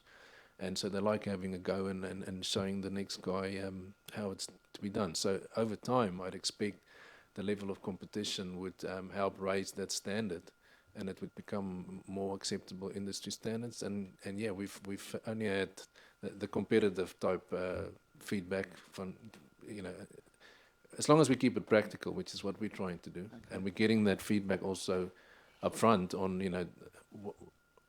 the following things are practical or some not being practical, and we're having these debriefs, and then the next round of process we can make it even better. So yeah. So there's that direct discussion with the contractors. It's just not on a piece of paper. Well, look, before we even started, we called the contractors together, floated this past and say, look, do you think this is a good idea? We don't want to come here to you with a paper and everything. It's and the feedback is it's not, but it was overwhelmingly attended and supported as being transparent and achieving the things that they've been hoping to see from from council, from Public Works. In fact, we were alerted to the risk that the contractors would be contracted to central government agencies on other work, and that we may end up with not enough resources to deliver our annual plan. And when we then said, well, how can we get this going? We kind of co-developed the ideas with some feedback from them, and we intend to carry on. And having the hapu, one of those projects is the Tupoho development, the Papakainga and Carson Street, and have also taken a lot of their wakaro on board, and we're also talking to the hapu from the port project to learn, like I said, and superimpose and replicate some of those principles. Thank you, well done. No other questions. I will put the motion that the council adopts option 1, accelerated procurement plan for 23-24 capital works. This will mean an accelerated procurement process through bundling a selection of major works for the 23-24 annual plan, simultaneously through early contractor engagement and direct negotiation. And Pete is seconding it. Thank you very much. Any comments? I'll just make that comment. So I think this sounds absolutely fantastic. I think everybody agrees. So, and we look forward to any learnings from the process as you go through. It'll be fantastic. Thank you very much. And Philippa, Councillor Baker-Hogan would just like to have a quick chat. Yeah, thank you. Yeah, look, I'm going to support this. I think it, perhaps, emphasis of our CE, it's a bit of a new way of working, and it can be a little bit scary. And we're looking at, over $22.5 million from what I can see of 18 projects in this this annual plan. But I think,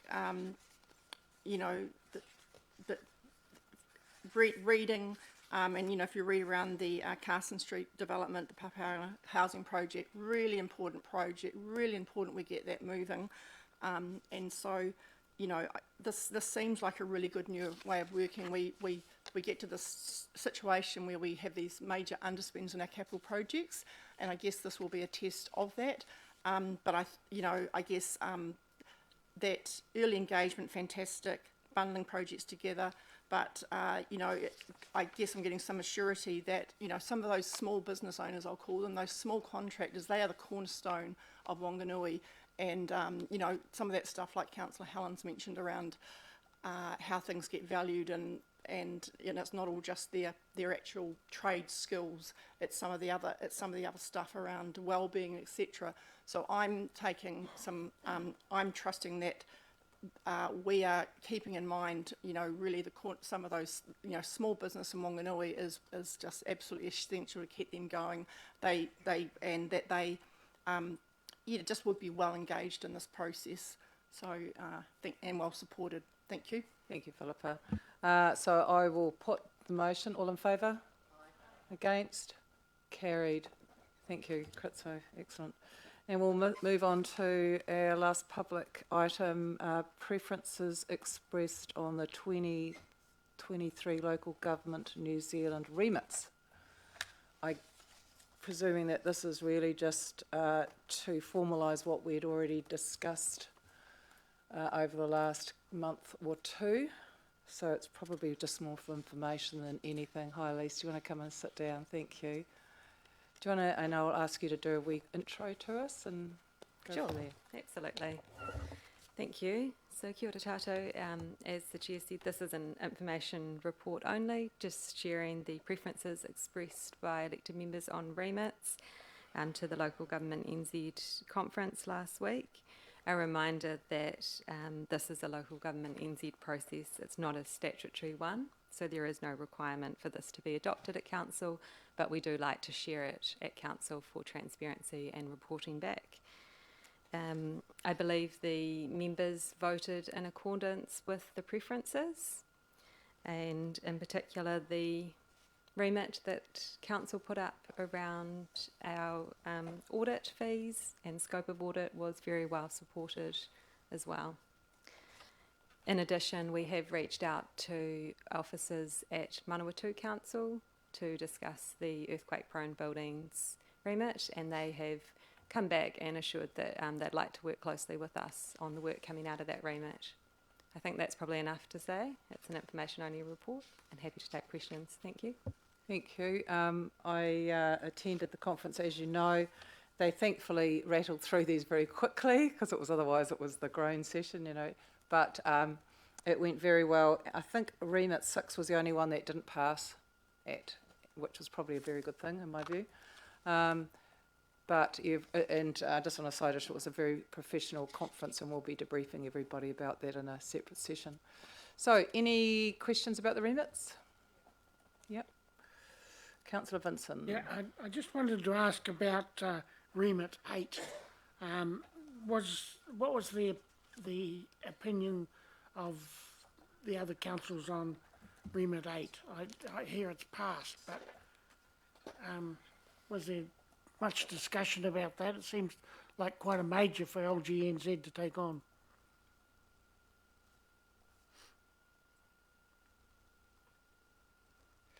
I don't remember any discussion on that at all. Really? That just might be my memory. They rattle things pretty quickly. Yeah. So, I don't know. We might get something back from LGNZ. Oh, sorry, I just can't update. Ross, Councillor Fallon, do you want to respond to that? I just concur that it went through very, very quickly, the need to have an independent service. There was a speaker to it, and it would make eminent sense as per our discussions, so Yeah, not a just biggie. passed, yeah. Okay. Yeah. Thank you. Moved by Kate, seconded by, thank you, Charlotte. Any discussion? Yes. Yep. Good reporting back, thanks to the officer. It's good work. Yeah, perfect. All in favour? Against? Carried. Thank you. And there's a late item. Which is the meeting with the Public Places Bylaw. Oh, yes. So we now move on to the late item that was tabled. You've got the wording, you'll pop up there in a minute. Most of you were in the meeting yesterday where we discussed this. So, not that one.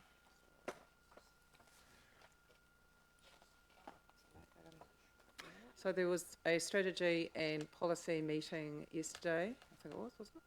To look at, it was a hearing and then deliberations on the policy, public places policy. Sorry, we're just waiting for the wording to go up while I make it all up. Bylaw. And we had a very good presentation on the Otamatea by a member of the public on the Otamatea dog park and some upgrades that would be very nice to have there. And then the officers summarised the bylaw, and I believe it was passed without amendment. It was as per the month-long, what would have been put up for a month-long consultation. And there was some good feedback from the public, and oh yes, it'll go up on the screen in a minute. So it was passed unanimously at yesterday's meeting, and it's brought here today under some urgency because I think we need to get the bylaw in place, so it would probably lapse, so we don't want that happening because there's some good things in it. So, as anybody who wasn't at yesterday's meeting, this is a time where you probably shouldn't say anything. No, we've got to laugh about that. But it was well debated yesterday. It was passed unanimously. So, as soon as I get this up on the screen so that our viewing public can see it also, because otherwise it would be unfair, we'll just bide our time. Sorry, Anna, no pressure. No, it's okay. Yes, very good. There was a very good discussion on, because part of the discussion was around having to book to use some of the facilities in the public parks, and that was around if you had a very large group, and we were asking people to use a council booking system, which is yet to be implemented, which would hopefully be on. Well, it needs to be online. And the idea is if you're a very large group, and let's say you wanted to be based in Botanic Gardens and you wanted to use one particular area, maybe it was a barbecue or whatever, that we'll have a booking system in place, and that was advantageous mainly in my view. There's a lot of good reasons, but it would mean at least you knew that, hey, we've got that space, and some other group, you're not going to have a fight on the day of who's using a particular space. So I think it's very useful. There will be a nominal charge of $50 which staff can waive for charity events, and they'll consider a whole range of reasons. But the idea is that we want our parks used. It was just a booking system, I think, has some advantages, and I won't go into them all, but that was a good discussion. Right, and we haven't now up on the screen. So the council will revoke the Public Places, Parks and Reserves Bylaw 2016 and adopt the minor amendments to the proposed Public Places Bylaw 2023, because there wasn't a lot of change, right? And confirm that a bylaw is the most appropriate way of addressing the issues arising from misuse of public spaces. The proposed Public Places Bylaw 2023 is the most appropriate form of bylaw, and the proposed Public Places Bylaw 23 is not inconsistent with the New Zealand Bill of Rights Act 1990, and endorse a sliding fee structure for bookings for parks and public spaces. So that's the motion. Have I got any questions regarding that item? Very good. So I will move it. Seconder is Councillor Baker-Hogan. So any discussion?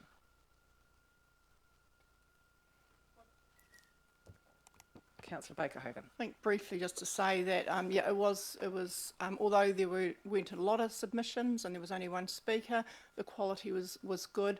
I think, that key thing around, D, that recommendation around endorsing a sliding fee structure for bookings for parks and public spaces.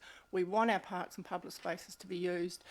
There has traditionally been a $50 booking fee, obviously not for you to go for, to go and run around with your family or to even have your own picnic, but for all community groups, including schools. What this resolution and this change really removes that standard fee. It starts off with the premise of no fee for those generally for community groups, schools, etc., sports clubs, but it has a sliding fee structure, which I think is is very reasonable for certain kind of and probably more commercial activities.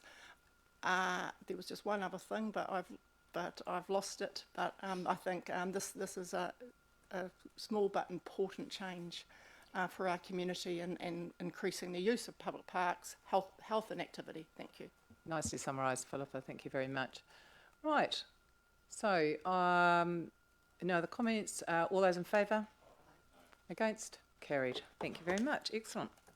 Right. Does anybody want a quick break? Because I think we're moving into... Yep. So as soon as we pass the motion to exclude the public, that the public be excluded from the following parts of the proceedings of this meeting, namely items listed 10.1 and 7.4. Motion to remain that Lisa Eve Eunomia, is that her name? Okay. Be permitted to remain in the meeting after the public have been excluded because of her knowledge of item 10.1, curbside recycling and food scrap service contract approval. So can I have a mover? So Councillor Fallon, second Councillor Mesler. Any comments about this or anything? No? Yes? Yeah, I'm looking to vote against this resolution, particularly now I'm trying to find it, particularly around 10.2. While I understand that there's a commercial contract, that the sensitivity of that, this is a significant decision that we're looking to make today. That's going to have significant impacts to the community, significant rate increases forward, as we know. And I just believe in transparency and accountability. What I have already asked the CE is that council could move into confidence to discuss the commercial sensitivity, but should be discussing the actual rates impact, I guess, in public. And I guess although it says, once decisions are made, it'll be released to the public, yeah, and basically we are making decisions behind the public's closed doors, and I am uncomfortable about that. I think this could have probably been handled better. So at this stage, I'll be voting against it. Thank you. Councillor Vinson? Yes, I would although I won't be taking part in this particular item, I would support what Councillor Philippa has just stated. I don't believe that there is commercial sensitivity in this item, and I think for the reasons that Councillor Philippa highlighted, it definitely should be a public item. Thank you. Councillor Joblin. Can I ask a question, please? It seems to me rather unjust that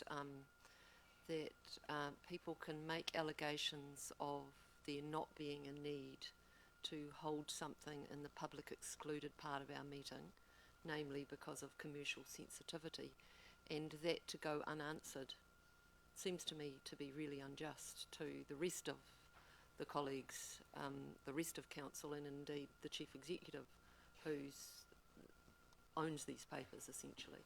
So can I ask, could you please respond to that and the need for, when we're considering awarding particularly major contracts, the need to do that in public excluded fora? Yeah, I think it's perfectly reasonable for the Chief Executive to respond to that. Thank you.